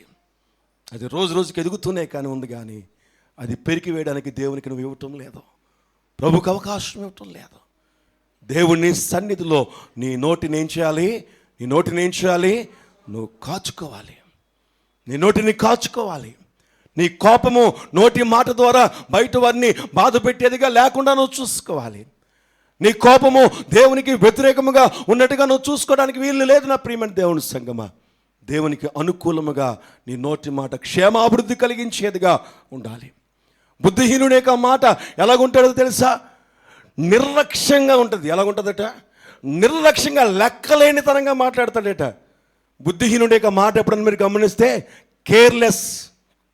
కేర్లెస్, మంచి ఉండదు, మర్యాద ఉండదు, తల ఉండదు, తోక ఉండదు. నిర్లక్ష్యంగా, లెక్కలేనితనంగా మాట్లాడే వ్యక్తిత్వము బుద్ధిహీనుల్లో కనిపిస్తుంది. బుద్ధిహీనుని యొక్క మాట దేవునికి వ్యతిరేకమైనటువంటి మాట. అది నిన్ను నాశనంలోకి తీసుకెళ్తుంది, అది నిన్ను మరణంలోనికి తీసుకెళ్తుంది. కానీ ఆయన ఫలము, క్రీస్తులో ఉన్నటువంటి ఫలము నిన్ను బలహీనంలో బలపరిచేది, ముసలితనంలో నిన్ను నూతనమైన చిగురు పుట్టించి యెహోవా కొరకు ఎదురు చూచువారు నూతన బలము పొందుకునేటట్టుగా ఏ రోజుకి ఆ రోజు న్యూ అనాయింటింగ్తో నింపబడతావు, రివైవల్ అవుతూ ఉంటావు ప్రతి రోజుకి రోజు. ఎక్కడైతే నీ ఎముకలు పాడైపోతున్నాయో ఆ రాత్రికి రాత్రి పడుకొని లేచేటప్పటికి నీకు స్వస్థత ఇస్తూ ఉంటాడు ప్రభు. నీకు నీ నోటి మాటను బట్టి ఉదయం నుంచి రాత్రి వరకు ఇష్టానుసారంగా నిర్లక్ష్యంగా మాట్లాడే స్వభావము. నా ప్రియ దేవుని సంగమా, నిర్లక్ష్యంగా మాట్లాడుతున్నావా? దేవుని మందిరంలో దేవుని సన్నిధికి వచ్చినప్పుడు లెక్కలేనితనంగా మాట్లాడుతున్నావా? దేవుని సన్నిధికి వచ్చినప్పుడు మర్యాదగా మాట్లాడుతున్నావా? కేర్లెస్గా ఏంటి అన్నట్టుగా వెళ్ళిపోతున్నావా? జాగ్రత్త. నువ్వు దేవుని బిడ్డవి. ఆయన రక్తము వెల చెల్లించి కొన్నదానివి, కొన్నవాడివి. నీవు ఈ లోకస్తుడివి కాదు. నువ్వు దేవునికి సంబంధించిన వాడివి, ఆయన రక్తంలో కడగబడినటువంటి వాడివి. ఆయన నిన్ను అభిషేకించాడు, నిన్ను ఆశీర్వదించాలని కోరుకుంటున్నాడు. లోకములో నిన్ను ఫలవంతముగా ఉండాలని ఆశపడుతున్నాడు. ఆమేన్. హల్లెలూయా. ఎక్కడైతే చీకటి ఏలుబడి చేస్తుందో, ఎక్కడైతే దయ్యం ఏలుబడి చేస్తుందో, ఎక్కడైతే బలహీనత ఏలుబడి చేస్తుందో, ఎక్కడైతే లోక సంబంధులు నీ మీద ఏలుబడి చేస్తున్నారో, ఒక నోటి మాటతో వారు పారిపోయే అనాయింటింగ్ చేత దేవుని నింపాలని ఆశపడితే లెక్కలేనితనంగా మాట్లాడతా. ఏంటి చెప్పు అంట. ఏంటండి చెప్పండి అంటే అయిపోయింది కదా. ఏంటి చెప్పు అంట. దేవుని మందిరానికి వచ్చినప్పుడు చక్కగా మాట్లాడడం నేర్చుకోవాలి. లెక్కలేనితనంగా మాట్లాడడానికి, ఎవరితోనో మాట్లాడుతున్నప్పుడు, ఎవరైనా మాట్లాడినప్పుడు ఎలా మాట్లాడాలి? వారికి గౌరవం ఇచ్చి, వారికి మర్యాద ఇచ్చి. ఎందుకో తెలుసా? నువ్వు ఎక్కడున్నావు చెప్పాలి. ఎక్కడున్నావు? దేవుని సన్నిధిలో ఉన్నావు. ఆయన సన్నిధిలో నీ నోటి మాట మర్యాదగా ఉండాలి. ఎవరో బంధువులతో మాట్లాడుగా దేవుని సన్నిధిలో మాట్లాడితే దేవునికి ఇష్టము లేదు. నా ప్రియ దేవుని సంగమా, నీ ఇంట్లో లేవు నీ ఇష్టోచనగా మాట్లాడడానికి, నీ చుట్టాలతో లేవు నీ ఇష్టోచనగా మాట్లాడడానికి. ఇది ఆయన వేల పెట్టి చెల్లిస్తే వచ్చినటువంటి సంఘములో నువ్వు ఉన్నావు. ఆయన నామాను బట్టి నువ్వు ఎక్కడ కూడుకున్నప్పటికీ కూడా, ఆయన నామాను బట్టి దేవుని బిడ్డగా ఒక సంఘానికి నువ్వు వెళుతున్నప్పుడు, మీరు ఇద్దరు కానీ ముగ్గురు కానీ ఏ షాపింగ్కి వెళ్ళినా, ఎక్కడ కలుసుకుని మాట్లాడినా జాగ్రత్త మీ మాట. ఆయన సన్నిధి, ఇద్దరు ముగ్గురు ఆయన నామాను బట్టి ఎక్కడ ఉన్నప్పటికీ కూడా అక్కడ హిస్ ప్రెజెన్స్ ఉంటుంది. ఇద్దరు ముగ్గురుగా కలిసి మీరు ఎక్కడికి వెళుతున్నప్పటికీ ఆయన నామాను బట్టి ఆయన మీతో ఉంటాడు. ఆయన సన్నిధి మీతో ఉంటుంది. నీ నోటి మాట జాగ్రత్త. క్రైస్తవ జీవితాల్లో కాకుండా ఎవరితోనో కలిసి వెళ్తున్నావు, ఓకే పట్టించుకోవడం. కానీ దేవుని సన్నిధి ఎక్కడైతే ఉంటుందో అక్కడ నువ్వు నిర్లక్ష్యంగా మాట్లాడడానికి వీలు లేదు. నా ప్రియ దేవుని సంగమా, దేవుని బిడల మీద కానీ దేవుని యొక్క సన్నిధిలో కానీ సనుక్కుంటే దేవుడు ఊరుకోడు. సనుగుడు అన్నది నీకు చల్లనిది. ఇదంతా బుద్ధిహీనమైన మాటలు. ద్వేషంతో మాట్లాడడం, దూషణతో మాట్లాడడం, అపహాస్యంతో మాట్లాడడం, ఎగతాళిగా మాట్లాడడం, నిర్లక్ష్యంగా మాట్లాడడం దేవుని సన్నిధిలో కానీ నువ్వు అలవాటు చేసుకుంటే, ఈ రాత్రి ప్రభువు మాట్లాడుతున్నాడు ముగింపు ప్రార్థనలో, ప్రభువా నన్ను క్షమించు అని విడిచిపెడతావా, ఈ రాత్రి నుంచి నిన్ను ఫలవంతంగా దేవుడు తయారు చేయడం ప్రారంభిస్తాడు. ఎందుకో తెలుసా, ఈ రాత్రికాల సమయంలో వెంటనే దేవుడు కార్యాలు జరిగించడానికి ఇష్టపడుతూ ఉన్నాడు. ఆమేన్, హల్లెలూయా. ఎందుకో తెలుసా, దినములు చెడ్డవిగా ఉన్నాయి, సమయము కొంచెమే ఉంది. క్రీస్తు రాకడకు సిద్ధమవుతున్నటువంటి దినాల్లో ఆయనకు ఫలవంతమైనటువంటి, ఆయన వెలుగు కోసం చూస్తున్నాడు, ప్రజల కోసము. ఆయన ఫలవంతమైన ప్రజలు ఆయనకు కావాలి. ఈ దినాన నీ ఇంట్లోనే వ్యతిరేకత ఉంటేనే నీ ప్రార్థన ఫలించట్లేదు, ఇంకా బయట ఏం ఫలిస్తుంది నీ జీవితంలో? నా ప్రియ దేవుని సంగమా, ఈ రాత్రికాల సమయంలో మనం ఆలోచన చేసుకోవాల్సినటువంటి అవసరత ఎంతైనా ఉంది. ఆమేన్, హల్లెలూయా, హల్లెలూయా, హల్లెలూయా. ఈ రాత్రికాల సమయంలో నువ్వు బుద్ధిహీనుని నోరేట ఏం చేస్తుందటండి? వాటికి నాశనము తీసుకొస్తుంది. దాని పెదవులు వారి ప్రాణమునకు ఏం చేస్తుందండి? మన పెదవులు వారి ప్రాణమునకు చెప్పాలి. చదవండి ఒకసారి మళ్ళీ 18:7, సామెతలు 18:7 చదవండి. బుద్ధిహీనుని నోరు వానికి నాశనము తీసుకొస్తుంది, వాని పెదవులు వాని ప్రాణమునకు ఉరి తీస్తుంది. ఏంటి బుద్ధిహీనుడు నోరు అంటే? ఇదే నేను చెప్తున్న మాటలే. బుద్ధిహీనుడు మాట్లాడే మాటలు కఠినమైన మాటలు, బుద్ధిహీనుడు మాట్లాడే మాటలు ద్వేషపూరితమైన మాటలు, బుద్ధిహీనుడు మాట్లాడే మాటలు నిర్లక్ష్యమైనటువంటి మాటలు, బుద్ధిహీనుడు మాట్లాడే మాటలు ఎలా పడితే అలా నోటికి హద్దు లేకుండా మాట్లాడతాడు. నా ప్రియ దేవుని సంగమా, ఉందా ఆ పనికిరాని తీగ? ఉందా నీలో? ఆ పనికిరాని తీగ నీకు ఎప్పుడైనా కనిపించిందా? నీకు అనిపించిందా ఏ రోజైనా? అరే, నా నోటి మాట సరిగ్గా లేదని ఎప్పుడైనా పరిశుద్ధాత్మ దేవుడు నీతో మాట్లాడినటువంటి అనుభవాలు నీకున్నాయా? నీ మనస్సాక్షి ఎప్పుడైనా జాగ్రత్త, నీ నోటి మాట జాగ్రత్తగా పెట్టుకో, నువ్వు దేవుని సన్నిధిలో ఉంటున్నావని ఎప్పుడైనా మనస్సాక్షి నీతో మాట్లాడిన అనుభవం నీకుందా? సరి చేసుకోకపోతే ఈ రాత్రి నీకు ఆఖరి రాత్రి. ఈ రాత్రితో దేవుడు నిన్ను క్షమించడానికి ఇష్టపడుతున్నాడు. ఎందుకో తెలుసా, ఆయన స్పష్టంగా వాక్యం చెప్పడానికి ముందే ఆయన మనస్సాక్షితో మాట్లాడతాడు. ఆయన స్పష్టంగా స్ట్రైట్గా వాక్యంతో చెప్పడానికి ముందే పరిశుద్ధాత్మతో మాట్లాడతాడు. 1-2 సార్లు మనస్సాక్షిని గద్దించుంటుంది ఈ రాత్రి ఎన్నోసార్లు నీ జీవితంలో. అరే, నేను దేవుని సన్నిధిలో ఇలాంటి మాటలు మాట్లాడకూడదని నీ మనస్సాక్షి ఎప్పుడు నీకు చెప్పే ఉంటుంది. లేకుండా ఇంత స్ట్రైట్గా వాక్యం ద్వారా దేవుడు మాట్లాడు. ఎప్పుడు సూటిగా దేవుడు మాట్లాడతాడంటే అన్ని సమయాలు ఇచ్చిన తర్వాత అప్పుడు దేవుడు సూటిగా మాట్లాడడం ప్రారంభిస్తాడు. ఈ రాత్రి సూటిగా మీతో మాట్లాడుతున్నాడు అంటే నా ప్రియ దేవుని సంగమా, ఆల్రెడీ మనస్సాక్షిని దాటేస్తుంటావు, ఆల్రెడీ పరిశుద్ధాత్మని దాటేస్తుంటావు, ఆల్రెడీ సేవకుని యొక్క మాటలను కూడా దాటేస్తుంటావు. అన్ని మాటలు దాటేసిన తర్వాత ఆఖరిగా ఆయన మాట్లాడడం ప్రారంభిస్తాడు. ఆయన వెంటనే మాట్లాడే దేవుడు కాదు, ఎప్పుడు పడితే అప్పుడు మాట్లాడే దేవుడు కాదు, ఎప్పుడు పడితే అప్పుడు ఆయన వాక్యం ద్వారా స్పష్టంగా సూటిగా మాట్లాడే దేవుడు కాదు. వ్యక్తిగతంగా నీ మనస్సాక్షితో ముందు మాట్లాడతాడు. వ్యక్తిగతంగా పరిశుద్ధాత్మని చేత నిన్ను ఒప్పించడానికి ప్రయత్నం చేస్తాడు. దేవుని యొక్క సేవకులను పురుగొల్పి జాగ్రత్త నిన్ను హెచ్చరింప చేస్తాడు. ఈ 3 దాటేసిన తర్వాత ఫైనల్లోకి వెళ్ళిపోతాడు. ఇంకా దాంతో నీకు ఫైనల్. సొలొమోను కట్ట 2-3 సార్లు చెప్పిన తర్వాత తను లక్ష్యము చేయలేదట. నా ప్రియ దేవుని సంగమా, ఎన్నిసార్లు చెప్పినా నువ్వు లక్ష్యము చేయకపోతే అది నీకున్నటువంటి భయంకరమైనటువంటి పరిస్థితి. రెండవదిగా చూసినట్లయితే చూడండి, ఒకసారిట ఒక గుడ్డివాడు, ఒక మూగవాడు. ఎలాగటండి? ఒక గుడ్డివాడు, ఒక మూగువాడు. అతనికి గుడ్డితనం ఉంది, మూగ, మాట్లాడలేడు, చూడలేడు. కారణం ఏంటని చూస్తే దయ్యం పట్టిందట. ఏం పట్టిందండి? నేను చాలాసార్లు మీకు చెప్తూ ఉంటాను, అనారోగ్యాలు ఎక్కువ శాతము దయ్యం ద్వారా వస్తాయి. నీలో దయ్యపాత్మ ఉంటే కొన్ని అనారోగ్యాలు వస్తాయి. ప్రార్థన చేస్తే ఆ దయ్యం బయటికి వెళ్ళిపోగానే నీకు స్వస్థత కలుగుతుంది. కొన్ని అనారోగ్యాలు పాపాన్ని బట్టి వస్తాయి. నీ పాపం క్షమించబడిందంటే వారు స్వస్థపరచబడ్డారు అంటే పాపమును బట్టి కొన్ని అనారోగ్యాలు వస్తాయి. సో ఇక్కడ వీడికి కళ్ళు కనిపించట్లేదు, మాట రావటం లేదు. వీడు గుడ్డివాడు, అలాగే మూగువాడు కూడా. చూడండి, మత్తయి సువార్తలో మనం చూసినట్లయితే 12వ అధ్యాయంలో మత్తయి సువార్త 12వ అధ్యాయంలో మనం చూస్తే, రెండవదిగా దేవుణ్ణి సరితో మనం మాట్లాడకూడదు ఎలా పడితే అలాగా. రెండవ అంశముగా మన వ్యక్తిగతమైన జీవితాల్లో మనము ముందుకు వెళ్తున్నప్పుడు మత్తయి సువార్త 12వ అధ్యాయము తీసి పట్టుకోండి. నేను దాని గురించి మీకు కొంచెం ఎక్స్ప్లెయిన్ చేస్తాను. ఈ గుడ్డివాడు మూగువాడు అనేటువంటి దయ్యపడిన వ్యక్తిని ప్రభు అయినటువంటి యేసుక్రీస్తు వారి దగ్గర తీసుకొచ్చారట. తీసుకొచ్చిన తర్వాత ప్రభు అయినటువంటి యేసుక్రీస్తు వారు ప్రార్థన చేసిన వెంటనే 22వ వచనం చూద్దామా ఒకసారి. అప్పుడు దయ్యము పట్టిన గుడ్డివాడును మూగవాడునైనా ఒకడు ఆయన యొద్దకు తేబడెను. ఆయన వాడిని స్వస్థపరచినందున ఆ మూగవాడు మాట్లాడు శక్తియు చూపును గలవాడేనా. ఆమేన్, హల్లెలూయా. దేని ద్వారా అంటే తనకు మూగతనం వచ్చింది? ఎందువల్ల మాట్లాడలేకపోతున్నాడు? ఎందువల్ల గుడ్డితనం కలిగింది? దయ్యం పడేసింది వాడికి. ఈ దయ్యం పట్టినటువంటి వాడిని యేసుక్రీస్తు ఆ దయ్యాన్ని బయటకు పోగొట్టిన వెంటనే తను వెంటనే చూడడం మొదలుపెట్టాడు, తను మాట్లాడడం ప్రారంభించాడు. ఎప్పుడైతే ఆ కార్యం జరిగిందో వెంటనే అక్కడ ఉన్నటువంటి వారట 23వ వచనంలో, అందుకు ప్రజలందరూ విస్మయము విస్మయము ఆశ్చర్యపడ్డారట. ఆశ్చర్యపడి అన్నాడట, ఇతను దావీదు కుమారుడు కాడా అని చెప్పుకున్నారట. ఇప్పుడు మనం మాట్లాడుకోవాల్సినటువంటి సబ్జెక్ట్ ఏమైనా ఉందంటే 24వ వచనమే. 24వ వచనము చదువుతాం అందరం కలిసి. 24వ వచనం అంటే పరిసయ్యులు ఎవరు అనుకున్నాం? పులిసిన పిండి పనికిరాని తీగలు. చూడండి వారి నోటి మాట చూడండి ఎలాగుందో.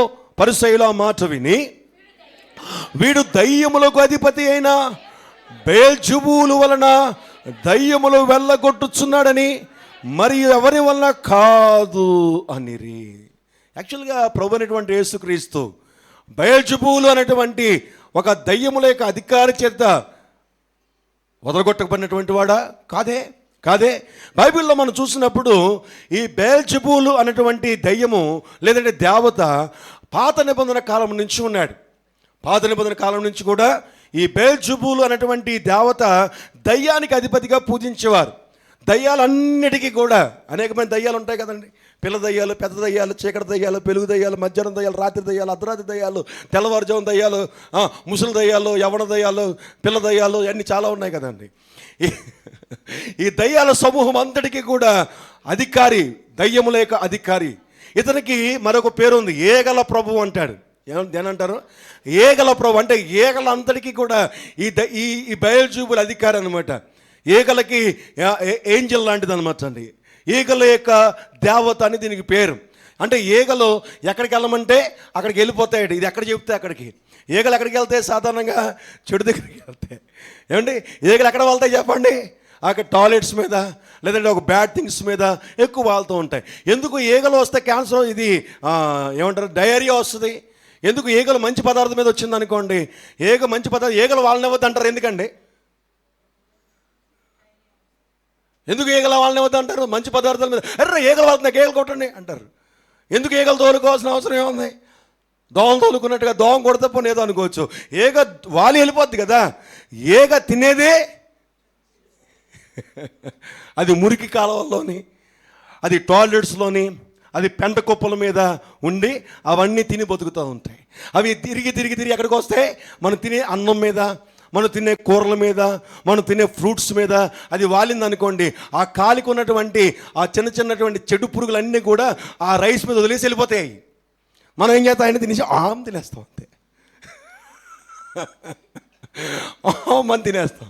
ఆ ఈగలు వదిలేసిన పెంట, అది ఏ పెంట తీసుకొచ్చిందో మనకు తెలియదు, ఎవరి పెంట తీసుకొచ్చిందో మనకు తెలియదు. ఆ పెంట చక్కగా తినేస్తాం మనం. ఇంక ఈ రోజు నుంచి ఈగలు తోలుకోవడమే పని. ఈగల దేవుడని దీనికి పేరు, ఈగల ప్రభు అని. అంతేకాదు చెత్తకి ప్రభు అట. చెత్తకి ప్రభు. ఎందుకంటే ఈగలు చెత్త దగ్గరికి వెళ్తాయి కాబట్టి. ఇది హిస్టరీ, ఇది చరిత్ర. ఈ ఫిలిస్తీన్లు ఎక్రోనులో పూజించే ఈ దేవత. ఎక్కడ పూజిస్తారట? ఎక్రోనులో పూజించే ఈ దేవత పేరే బెయల్జెబూల్. చూడండి 1వ రాజుల గ్రంథం 1వ అధ్యాయంలో మనకు కనిపిస్తుంది ఈ బెయల్జెబూల్ అనేటువంటి దేవత. 1వ రాజులు 1వ అధ్యాయము 2వ వచనంలో మనం చూసినట్లయితే, 1వ రాజులు 1వ అధ్యాయము, 1 రాజులు 1వ అధ్యాయము 2వ వచనము. కాబట్టి వారు మా ఏలినవాడు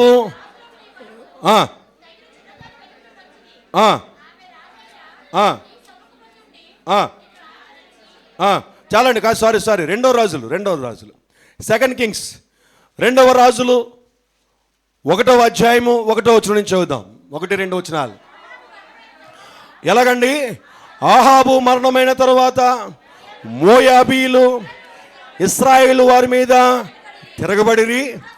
అహజ్యా షోమ్రోనులో ఉన్న తన మేడ గది కిటికీలో నుండి కింద పడి రోగి అయి చదవాలి.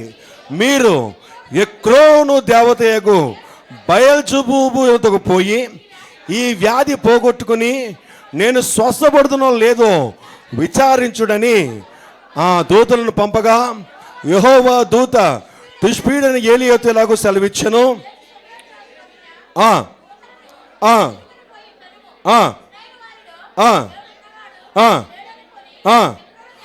ఇశ్రాయేలు వల్ల దేవుడు అన్నవాడు లేడనుకుని ఎక్రోను దేవతైన బయల్జెబూబు దగ్గరకు విచారించబోచున్నారా? కాగా యెహోవా సెలవిచ్చినది ఏమనగా, నీవెక్కిన మంచం మీద నుండి దిగి రాకుండా నిశ్చయముగా నువ్వు మరణమవుదు అని ఏలియా వారితో చెప్పి వెళ్ళిపోయాను. బయల్జెబూబు రెండు ఒకటే. మీకు న్యూ టెస్ట్మెంట్లో బయల్జెబూలు అని ఉంటుంది, ఇక్కడ బయల్జెబూబు అని ఉంటుంది. చరిత్రలో మీరు ఇంటికి వెళ్ళిన తర్వాత ఏమైనా బుక్స్ కానీ ఉన్నట్లే చదివితే రెండు ఒకదాని పేరే. బయల్జెబూబు బయల్జెబూలు రెండు కూడా ఒకదాని పేరు కింద లెక్క. అక్కడేమో న్యూ టెస్ట్మెంట్లోనేమో బయల్జెబూలు అన్నాడు, ఓల్డ్ టెస్ట్మెంట్లో బయల్జెబూబు అన్నాడు. రెండు కూడా ఒకదాని పేరే, మీరేమీ కన్ఫ్యూజ్ అవ్వక్కర్లేదు. అక్కడ లూ ఉంది కదా, ఇక్కడ బూ ఉంది కదా, పాస్టర్ గారు ఏదో తప్పు చెప్పేస్తున్నారు అనుకోకండి. రెండు ఒకటే. సో ఇక్కడ జాతకం అని గమనించినట్లయితే ఈ దేవత పేరు యేసు గురించి చెప్తున్నాడు. యేసుక్రీస్తు ఏమో పరిశుద్ధాత్మ శక్తి చేత దేవుని కుమారుడై, ఆయనే దేవుడై, ఆయనే సృష్టికర్తై, ఆయనే శక్తి చేత ఆ దయ్యాన్ని వదలగొడితే పరిసైడు ఏమంటున్నాడు? ఎక్కడో ఉన్న ఎక్రోను దేవత అయినటువంటి బయల్జెబూబు, దయ్యాల దేవత అయిన బయల్జెబూబు ద్వారా ఈ కార్యము జరిగించారని చెప్తున్నాడట. ఎంత భయంకరమైనటువంటి పరిస్థితి నా ప్రియ దేవుని సంగమా. చూడండి, మత్తయి సువార్త 10వ అధ్యాయం చూద్దాం ఒకసారి. మత్తయి సువార్త 10వ అధ్యాయము, మత్తయి సువార్త 10వ అధ్యాయము 24వ వచనము. శిష్యుడు బోధకుని కంటే అధికుడు కాడు, దాసుడు యజమానుని కంటే అధికుడు కాడు. చదవాలి. శిష్యుడు తన బోధకుని వలెను, దాసుడు తన యజమాను వలన ఉండినా చాలును. చదవాలి. ఇంటి యజమానునికి బయల్జెబూలని వారు పేరు పెట్టి ఉండినడలా ఆయన ఇంటి వారికి కూడా మరి నిశ్చయముగా బయల్జెబూలు అని యేసుక్రీస్తుని చెప్పినప్పుడు ఆయన యజమానుడిగా, ఆయన నాయకుడిగా, కాపరిగా ఉన్నటువంటి ఆయన శిష్యులైనటువంటి మనకి కూడా ఆ పేరు పెట్టరా అని అడుగుతున్నాడు. నా ప్రియ దేవుని సంగమా, అంటే అర్థం ఏంటో తెలుసా? యేసుక్రీస్తు వారు ఏ శక్తి చేతైతే, ఏ బలము చేతైతే గొప్ప కార్యాలు జరిగించారో దానికి ఏం పేరు పెట్టారంటే బయల్జెబూలు అనేటువంటి దేవతను కలిగి ఇతడు చేస్తున్నాడు అంటున్నాడు. ఈరోజు కూడా క్రైస్తవ జీవితాల్లో ప్రభు కార్యాలు జరిగిస్తుంటే, ప్రభు ఏమో గొప్ప కార్యాలు జరిగిస్తుంటే ఆయన కల్పించుకొని నీ ప్రార్థన విని నిన్ను కనికరించి, నిన్ను దయ చూపించి, నీకు ప్రేమ చూపించి, నీ కృపతో ఆయన నిన్ను నడిపిస్తుంటే నువ్వేమంటావు తెలుసా? పలానా ఎమ్మెల్యే వలన నాకు కార్యం జరిగిందండి, పలానా డాక్టర్ గారు మంచి హస్తం అండి, ఆయన ముట్టుకుంటే స్వస్థత అండి, డాక్టర్ పద్మ గారు మంచి డాక్టర్ గారు అండి, ఆవిడేదో మెడిసిన్ ఇచ్చి వెళ్ళారండి, వెంటనే తగ్గిపోయిందండి. బైబిల్ అంటుంది, దేవునికి వాక్యం చెప్తుంది, నీ నోటి మాట ప్రభువును మాత్రమే స్తుతించాలి. ఆమేన్, హల్లెలూయా. నీ జీవితంలో మరణమైన జీవమైన అది ప్రభు వల్లనే సాధ్యము. నీకెక్కడో బ్యాంక్ లోన్ కావాలి, ఆ బ్యాంక్ లోన్ శాంక్షన్ చేయడానికి రాజేశ్వరి గారు సహాయం చేశారు. రాజేశ్వరి గారు సహాయం చేస్తే ఇంకా అక్కడి నుంచి మాట ముందు రాజేశ్వరి గారు, మాట వెనకాల రాజేశ్వరి గారు చేయడం వల్ల నేను ఈ షాప్ పెట్టుకున్నాను, రాజేశ్వరి గారు సహాయం చేయడం వల్ల ఈ బండి కొనుక్కున్నాను, రాజేశ్వరి గారు సహాయం చేయడం వల్ల ఈ బడ్డీ కొట్టు పెట్టుకున్నాను, రాజేశ్వరి గారు సహాయం చేయడం వల్ల. అక్కడ చిన్న తగిలించాలి. ఏంటో తెలుసా? దేవుని సహాయాన్ని బట్టి రాజేశ్వరి గారు నాకు సహాయం చేశారు, రైట్, దేవుడు అంగీకరిస్తాడు. నువ్వు ప్రభు కృపను బట్టి ప్రభువు రాజేశ్వరి గారిని లేపితే రాజేశ్వరి గారు వచ్చి నాకు సహాయం చేశారు, కానీ రాజేశ్వరి గారు అంతటా రాజేశ్వరి గారు నాకు సహాయం చేయరు. ఇది దీంట్లో మనం నేర్చుకోవాల్సింది. ప్రభువేమో దేవుని శక్తి చేత, దేవుని బలము చేత అక్కడ దయ్యమును వదులుకొట్టి స్వస్థపరుస్తే పరిసైడు వచ్చి అంటాడట, ఇది బయల్జెబూలు అనేటువంటి దేవత వలన కలిగినటువంటి స్వస్థత అంటున్నాడట. నా క్రైస్తవ సంగమా, నా క్రైస్తవ సంగమా, దేవుడు నీ జీవితంలో చేసిన ప్రతి కార్యమును బట్టి నువ్వు దేవుణ్ణి మాత్రమే కనపరచాలి. నన్ను ఘనపరచు వారిని నేను ఘనపరుస్తానని చెప్పాడు. ఆమేన్. హల్లెలూయా, హల్లెలూయా. ఎవరి ద్వారా ఏ కార్యము జరిగించినా, ఎవరి ద్వారా ఏ ఉపకారము జరిగించినా, ఎవరి ద్వారా ఏ మేలు జరిగినా అది ప్రభు వల్ల మాత్రమే జరిగింది. అది ప్రభు వల్ల మాత్రమే జరిగింది. నా ప్రియ దేవుని సంగమా, బుద్ధిహీనంగా మాట్లాడుతున్నటువంటి మాట, పరిసైడిగా మాట్లాడుతున్న మాట, అదే నీ పనికిరాని తీగ, అదే నీ పనికిరాని తీగ, నోటి మాట. నేను రాత్రి నోటి మాట గురించి మీకు ఎక్స్ప్లెయిన్ చేస్తున్నాను. నీ నోటి మాట దేవుని దగ్గర చాలా జాగ్రత్తగా ఉండాలి. దేవుని సన్నిధిలో జాగ్రత్తగా ఉండాలి. దేవుడు చేసే కార్యాల గురించి నువ్వు మాట్లాడేటప్పుడు ఆయన మాత్రమే ఘనపరచాలి. లేకపోతే ఆయన నీకు ఏం ఫలింప చేయాలని ఆశపడుతున్నాడో, నిన్ను ఏ విధంగా ఆయన తన శక్తి చేత బలము చేత నింపాలని ఆశపడుతున్నాడో బైబిల్ అంటుంది, ఆపేస్తాడు. నన్ను మహిమపరచని వాడిని నేను మహిమపరచను అంటున్నాడు. మొదటి స్థానము నువ్వు దేవునికి మాత్రమే ఇవ్వాలమైన. హల్లెలూయా, హల్లెలూయా, హల్లెలూయా. నా కొడుకును బట్టి నేను బ్రతుకుతున్నానండి, నా కొడుకు లేకపోతే నా బ్రతికేంటో అండి. ఇంకా నువ్వు ఎప్పటికీ ఎదగవు, ఎప్పటికీ ఫలింప చేయబడవు. నీ కొడుకు వల్ల కాదు, నీ కొడుకుని ప్రభువు ఇచ్చాడు. ఒకవేళ నీ కొడుకు లేకపోయినా రాళ్ళతో చెప్పి నేను పోషింపజేస్తాడు. ఆమేన్. ఎంతమందికి అర్థమవుతుంది? క్రైస్తవుడు చేసే పొరపాటు, క్రైస్తవుడు చేసే పొరపాటు. అరే నా కొడుకు సంపాదిస్తున్నాడు కాబట్టి, నా కూతురు సంపాదిస్తుంది కాబట్టి, అరే నాకున్నటువంటి అన్నయ్య నాకు ఇస్తున్నాడు కాబట్టి, అరే నా చెల్లి నాకు ఇస్తుంది కాబట్టి నేను ఏదో బతికేస్తున్నానండి. ఇప్పుడు ప్రజలు వెళ్ళి వాళ్ళు పాడు చేస్తున్నారండి. మా చెల్లి నాకు సహాయం చేయకుండా సహాయం చేసినట్టుగా అందరూ కూడా వాళ్ళు బుర్రలు పాడు చేస్తున్నారండి. ఎలాగట? వాళ్ళు బుర్రలు పాడు చేస్తున్నారట.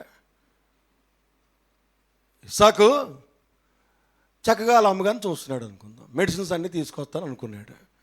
ఒక నెల తేలేదు, 2 నెలలు తేలేదు.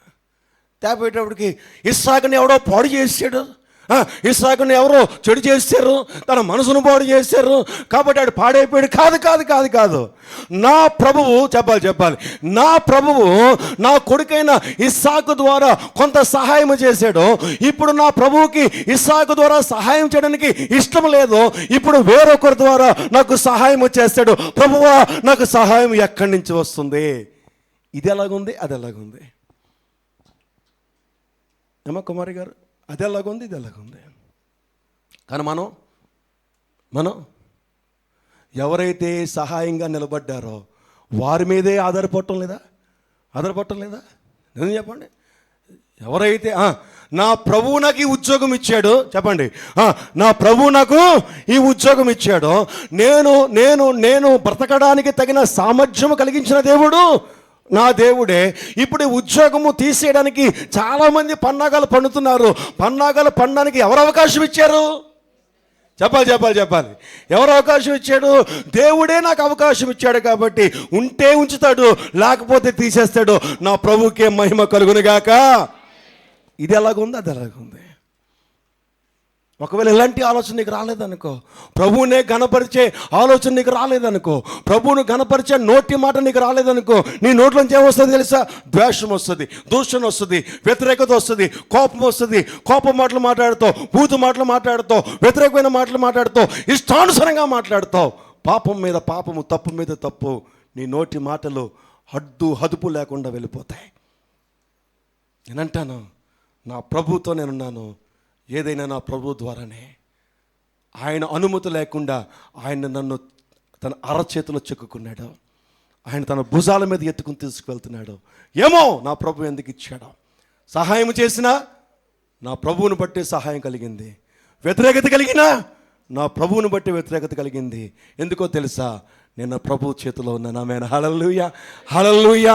నా ప్రభువుకి తప్పితే ఇంకా మరి ఎవరికి కూడా నేను ఘనపరచను.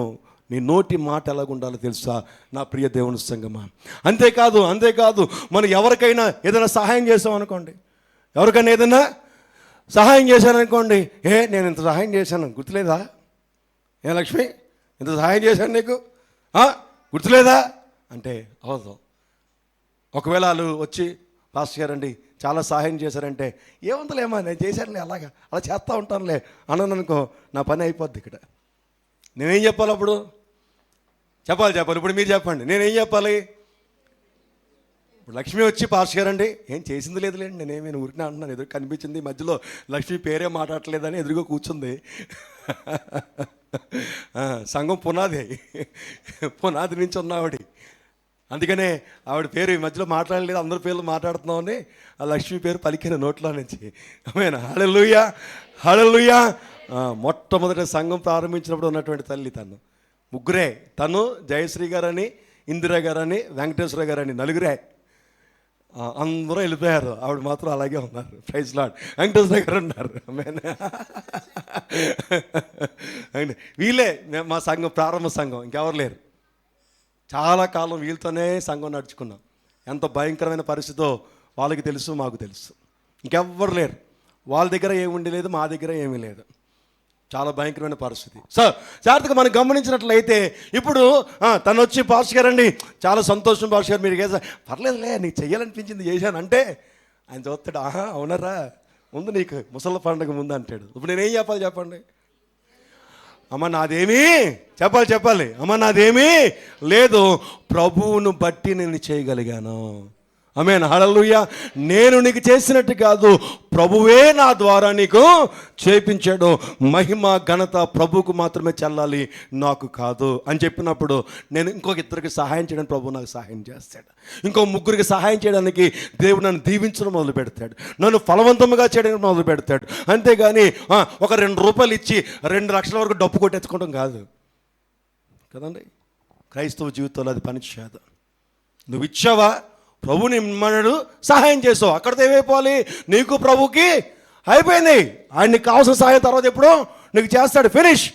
నేను చేశాను కాదు, నా ప్రభువును బట్టి చేశాను. ఎంతమందికి అర్థమవుతుంది?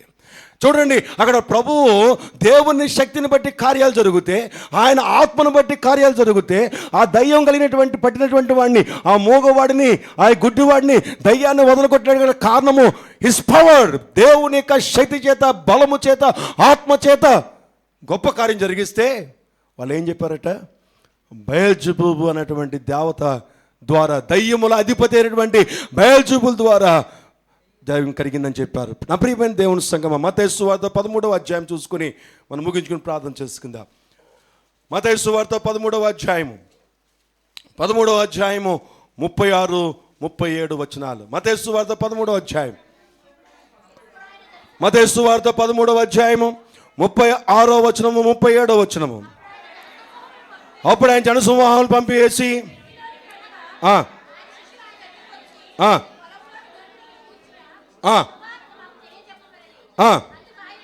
అందుకు ఆయన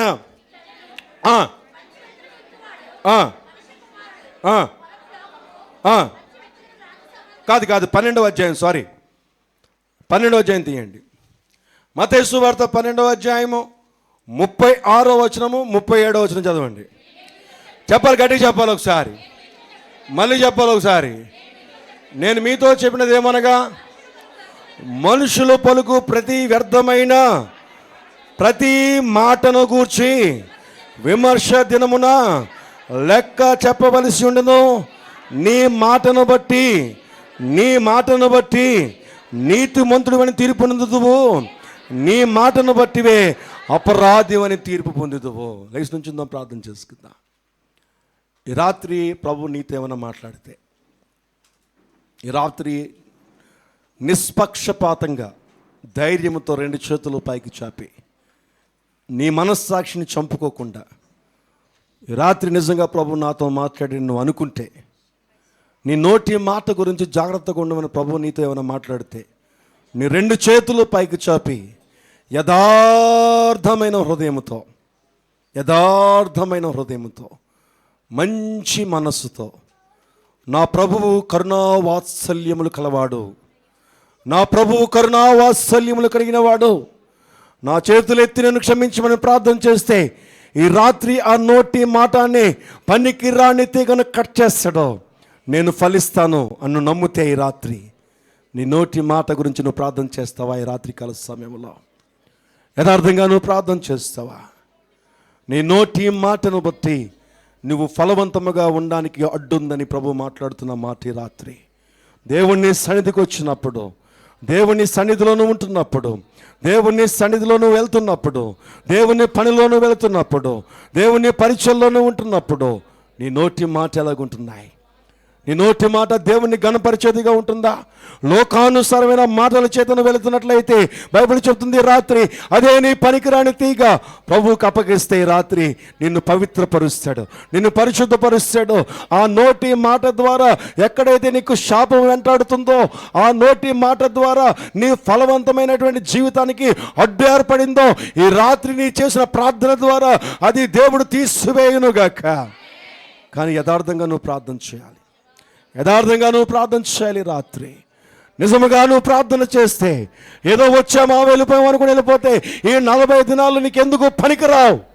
కానీ నువ్వు వచ్చిన ప్రతి సమయంలో కూడా ప్రభువు నీతో మాట్లాడినట్టుగా 2 చేతులు పైకి చాపి యథార్థంగా నువ్వు ప్రార్థన చేస్తే దినదినము ప్రతి పనికి రాని తీగను నీలోంచి తీసివేసి దేవుడు నిన్ను ఆశీర్వదించునుగాక, నిన్ను ఫలవంతముగా తయారు చేయనుగాక.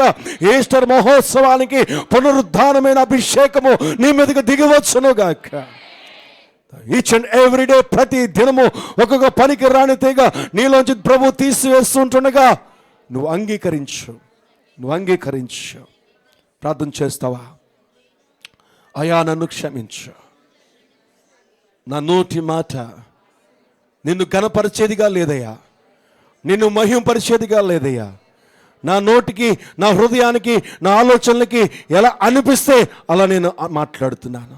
ఇదిగో దావీదు వలె నేను ప్రార్థన చేస్తున్నాను. అయ్యా, నా నోటి మాట, నా హృదయ ఆలోచనలు నీ దృష్టికి అంగీకారముగా ఉండునుగాక.